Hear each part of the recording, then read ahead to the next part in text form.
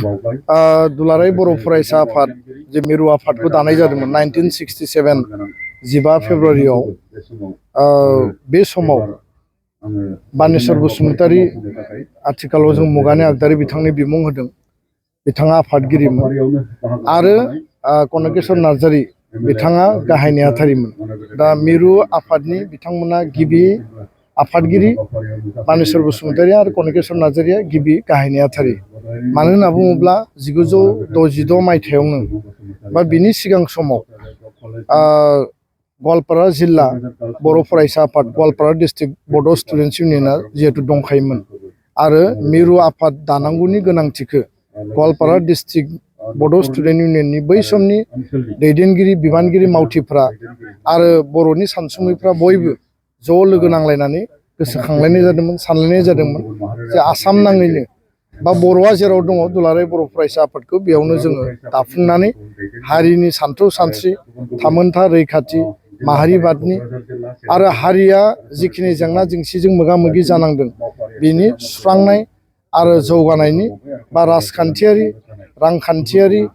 बा सोलोंथाइ बिथिंजों आरो संबिधानिक अधिकारफोरखौ जोङो मोनफुंनांगोन देशनि नागरिक हिसाबै बेबायदियैनो दुलाराय बर' फरायसा आफादखौ जोनोम होनाय जादों आरो दिनै बे गायसननाय जि मिरु एबसु बिनि जि गिबि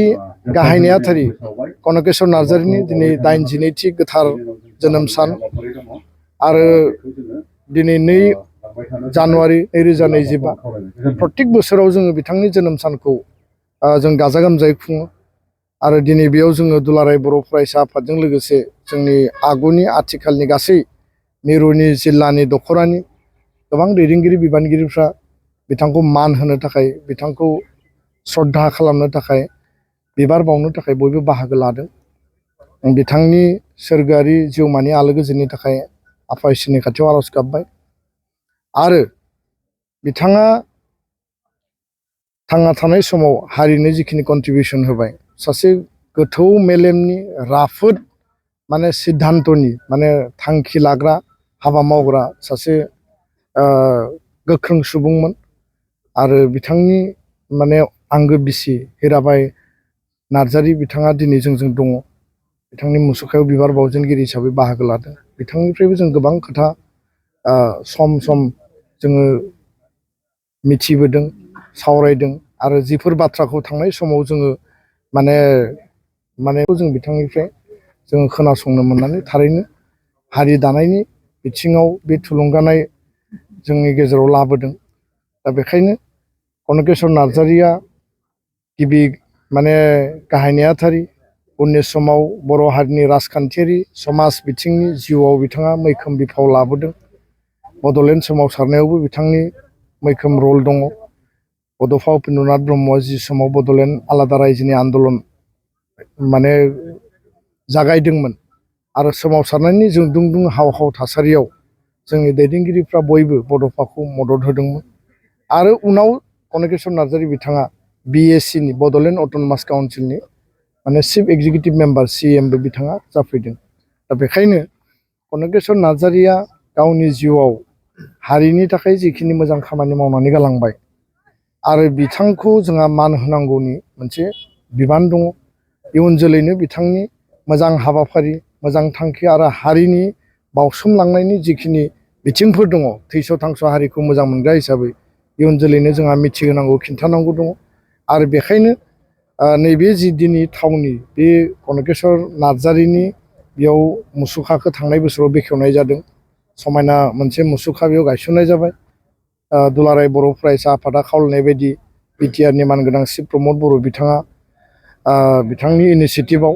आरो MLA लरेन्स इस्लारि बिथांनि मददआव गासै जोंनि एबसुनि मददनि गेजेरजों बेखौ जोङो बिथांनि मुङै गायसननो हाबाय मोनसे गिलिर बिबान जोंहा दंबावो आं दिनै बेयाव फोरमायदों बयनिबो दुलाराय बर' फरायसा आफादनि जानानै फैबाय थानाय दतमा जुथुमा 57 जि बोसोरसालिया जुथुमायाव डेलिगेट हाउसनि गेजेरजों कनकेश्वर नार्जारी बिथांनो जोङो बिमुं होनायनि थाखाय जोंहा जि कमिटि दानानै दङमोन बे कमिटिया बे नामखौ फाइनाल खालामनानै जोंनो होगोन आरो बेयाव पपुलार हाउसआव जोङो कनकेश्वर नार्जारीनि बिथांनि मुङै बा बिथांखौ बिथांखौ मान होनानै जोङो बिथांनो मोजां मोनसे बिमुं आरो टाइटेल जों होगोन। दा बेखायनो हारियाव जायफोर गावखौ बावसोमनायनि गेजेरजों हारिनि थाखाय हाबा मावलांबाय बिथांमोनखौ जों गोजौ मासियाव दोननानै जेब्लाबो हाबा मावनांगोन।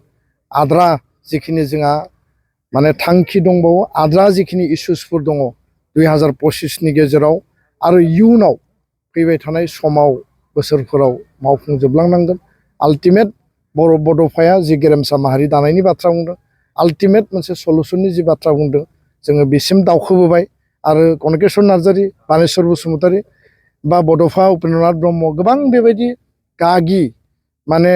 मेंनो रोङै मावथि दैदेनगिरिफोरनि थाखायनो बर' हारिया दिनै गावनि आथिङाव गावनानै हारि दानाया मालाबाबो कमप्लिट जानाय नङा। आरो बिथांमोनखौ जुदि इयुन जोलैया बावोब्ला हारिया इनकमप्लिट जागोन, हारिया आस'खान्दा जागोन। दा बेखायनो जोंनि दैदेनगिरिफोरखौ जों अराय गोसोखांनानै मोजां खामानि, मोजां साननाय, मोजां थांखि, मोजां हाबाफारिफोरखौ जोङो जुगामि खालामनांगोन। गोजोन्थों।